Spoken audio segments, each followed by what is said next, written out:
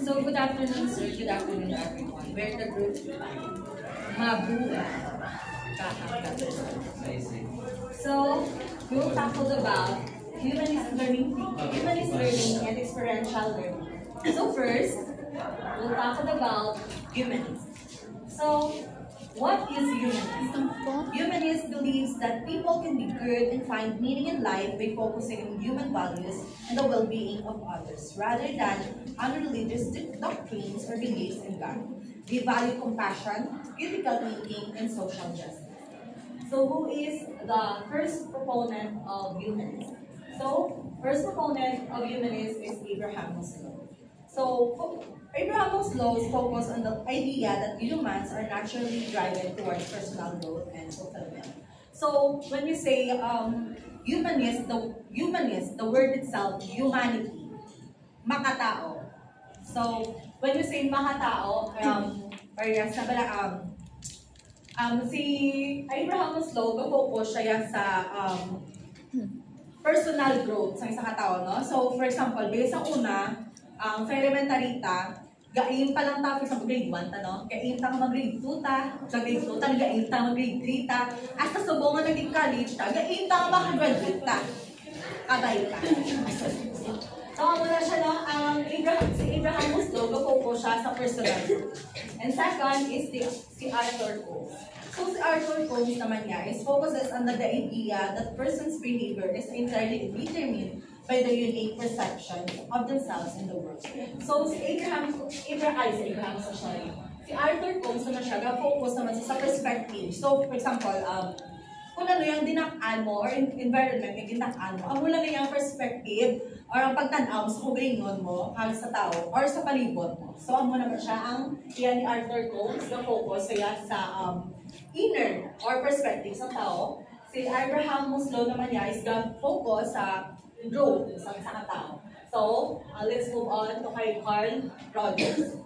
So, si Carl Rogers, wala pa akong example. Si Arthur Coase naman niya, for example, according to Coase, the student's problem is necessarily that they lack the ability to do math.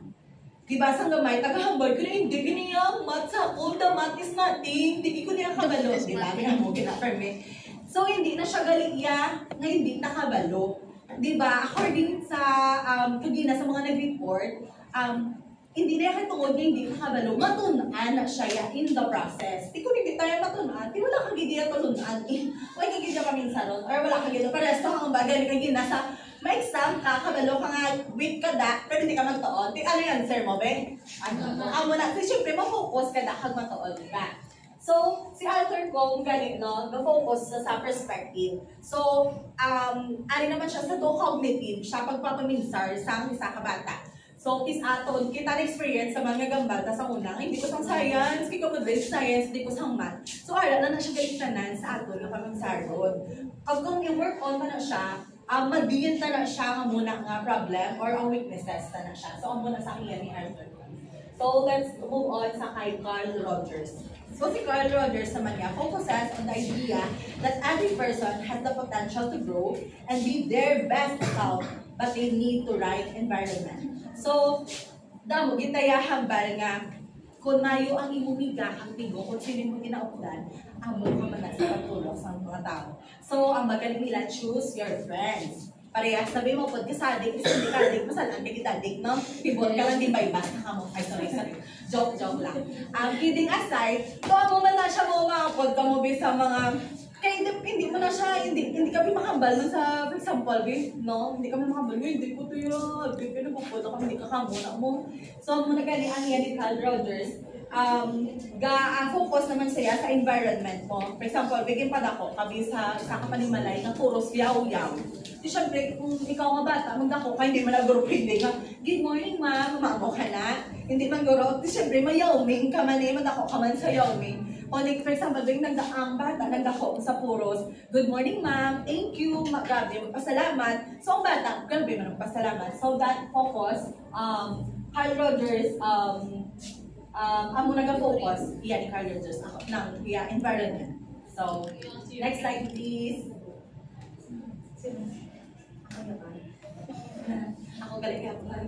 So, focus on the whole learners. Humanist learning emphasizes understanding students as a whole individuals with unique experiences, emotions, and values. In a social studies, these encourage teachers to connect historical, cultural, and social content to students' own lives and making learning more relevant and meaningful. So, dire, focuses on the whole learner. Kaya nagbibigay sa activity, di ba nga?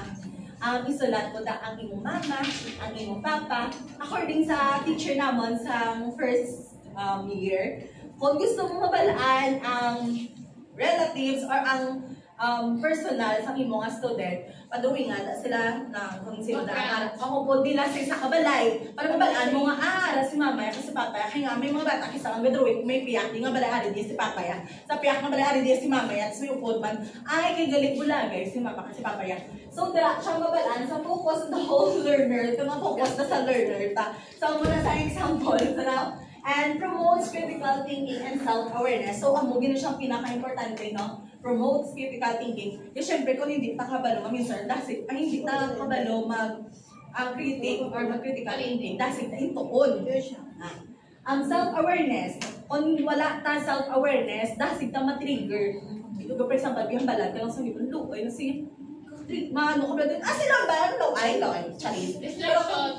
Doka mo na sa so, kung may self-awareness, kaya, syempre, makabaka, okay lang na ay ko kay importante, sagad mo kayo magsaot. So, wala siyang mga, pwede tayo example sa self-awareness. Kaya hindi naman lang pwede ibatok, gid nga ko ay kamang baka gid ko apa ka. Kaya self-awareness, kasi batok mo na iyang ay ka.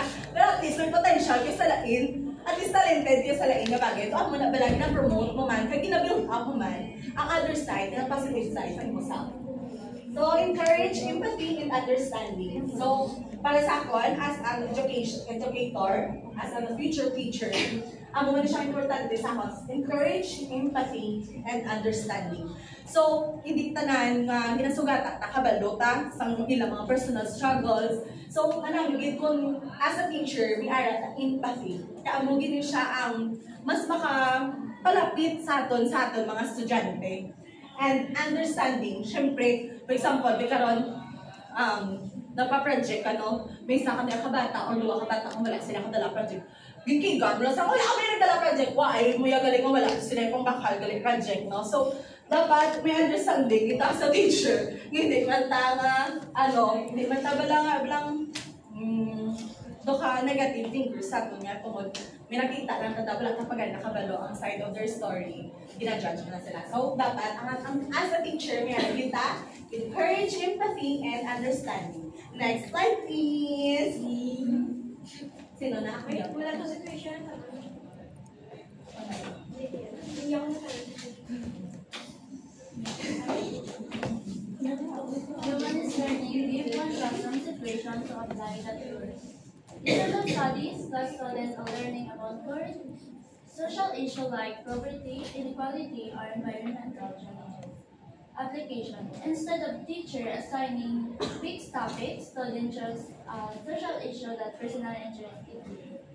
Each student sets their own learning goals and decide how they want to explore the issue through research, interviews, multimedia presentation, and community research. Instead of the teacher giving the same topic to everyone, students can choose what interesting to them to make their own choices. This human learning, it puts students at the center of learning.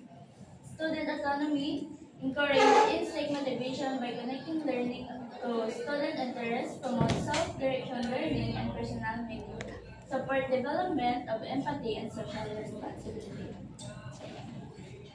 Since human learning the students are the center, they learn about kung anong interesado, kung anong ang teacher mag-adjust para sa mga student, kung ano sa conference. They make their own choice. They also learn about care about other and their communities. Next, please. Good afternoon, everyone. So, our next is about is prominence of experiential schools. There are three prominence of experiential learning. First, we're going to John Dewey. In 1859 to 1952, he stated that often called the father of, he is often called the father of experiential learning. John Dewey, he is the father of experiential learning. He emphasized that learning through experience and reflection. According to him, kung ang learning, kuha sa kanyang learning, if you experience that, then believe that educate connect to the real life experience to the learning meaning. So, as he stated that he believed that real life experience makes learning meaningful. So kung may experience ka, mas meaningful gidya ang imo learning kung may experience ka. And number 2 prominence is Kurt Lewin. In 1890 to 1970, introduced the concept of learning by doing. According to Kurt Lewin, ang learning by learning by doing. Kung ang tuon or ang imo pagtuon or makakala sa learn mo, nahimo na. If na-experience mo, if na-doing na. He develops action research and grouping dynamics theory. His work influenced experiential learning by emphasizing reflection on experience. Ang learning by emphasize reflective experience. So, tanan din sila, pati si Jen Redjet, ang learning kakaagi din ako niya sa experience. Pero sila, ma-learning mo na siya, ang atom na situation subong, ma-learn mo subong, kaya nga aga-report mo na experience mo nga ara kata sa reporting subong, experience mo nga ara kata sa tunga, na-learn mo. Then, kay John Herget in 1896 to 1980, known for cognitive theory, his ideas about constructivism influenced by experiential learning. According to Shefra kagina, balahan ba yun, di ba? Ang constructivism gasig kapag learning. Kung gasig kapag learning, kung gusto mo pagita mo knowledge, imo ka infographic or ano pa, kung gusto mo mag-learn or mag-sit pagit sa new learning, experiment ka. Okay, next. So additionally, for constructive learning, theory ni Piaget. So perhaps sabi ko na, as we future teacher, kung may student later on, pwede na siya sa mga sensory motors na nabala. For example, we hambal nila, para mabalaan nila ang init, pakapta, para mabalaan nila ang init. Para mabalaan nila ang garas, pakapta, para mabalaan nila ang garas. May na ganit nga na padalon sila sugar, padalon sila ng spices, padalon sa spices kung luoy man, sweet or sour. Para mabalaan nila ang differences ng sweet, ng sour, sa pakit, baka manabalat. So pwede na siya masunod sa constructivism theory ni Piaget. So that's all. Next. Significance of experiential learning in teaching social studies. The significant experience of experiential, it makes learning relevant and engaging. The social cover history, culture, politics, and society, topics that can seem abstract. So, sa experiential learning connects these topics real-life experience through activities like simulation, field trip, role play, or community project make learning activity meaningful. So, ako na ganiging state na di guys, ng real-life experience like mag-field trip ka. May experience ka field trip, may knowledge kami makuha, diba? Sa field trip, kaya nga, ibang tulo paladasin nyo, what kind of these animals, what kind of ano, o if ara ka mo mag-field trip sa zoo. Ma-role-playing ka mo. Diba kung mag-role-playing ka mo about to kay Pinya, kabala? At least nabalaan nyo, may na-lesson learn ka mo nga, hindi ka mo halos ba lang, pares kay Pinya, kung para lang maano, basta damo ka mo ma-learn if na-experience nyo. Basta, experience nyo sa field trip, role-play, and other more like projects. Develop critical thinking and problem solving by engaging directly with the social issues or historical events. Students analyze information, create different perspectives, and difficult critical thinking decision-making skills. By engaging ka na sa iban, gina-engage mo na sa iban, mga social issues, mga, sabi ba lang chika-chika ka mo, be? Di ba may ma-learn man ka mo, di ba? If may chika ka mo or something, may ano kang Conversation. ako na namin kasi Another topic. classroom situation. Context is studying American Revolution nor any significant historical event relevant to your curriculum. The application is the teacher organized a role-play simulation where students are assigned different roles to the nice British official and loyalists and patriot and indigenous people, etc. Students research the rules and broaden viewpoints and interests ahead. So, hanggang sa maestra, kung gusto nyo matunan ang American Revolution, i-role-play ta. I-role-play ta. Tapos gaan pa mo isa-isa assign sa inyong alumbraon para mabala nyo nga sa American Revolution, ang muna giling-gilang na pag-ulas sa mga. Ano nang tabo? Ano nang tabo sa indigenous people? Ano nang tabo sa mga loyalists? Kag mga etc. Kag mga patriots. So, ang muna, yung students research the rule. Kung nag-research ka, nag-experience ka, di ba? Nag-experience or mabalang get kung ano yung At the same time. At the same time, kay tungod na gin-roleplay siya, magandang na roleplay. At the same time, kung may character ka, gina-internalize mo man ang character mo. So, masunod na siya gyapon sa experience siya. Ay tungod nga, gin-research mo sa, at the same time, gin-internalize mo ang character nga na-assign sa iyo. Experience mo ang kamuna nga situation. Classroom situations. Students gain concrete experience by actively participating. And second is encourage reflection on the diverse perspective. And third is deepens understanding of historical complexity. So, that will be all, and thank you.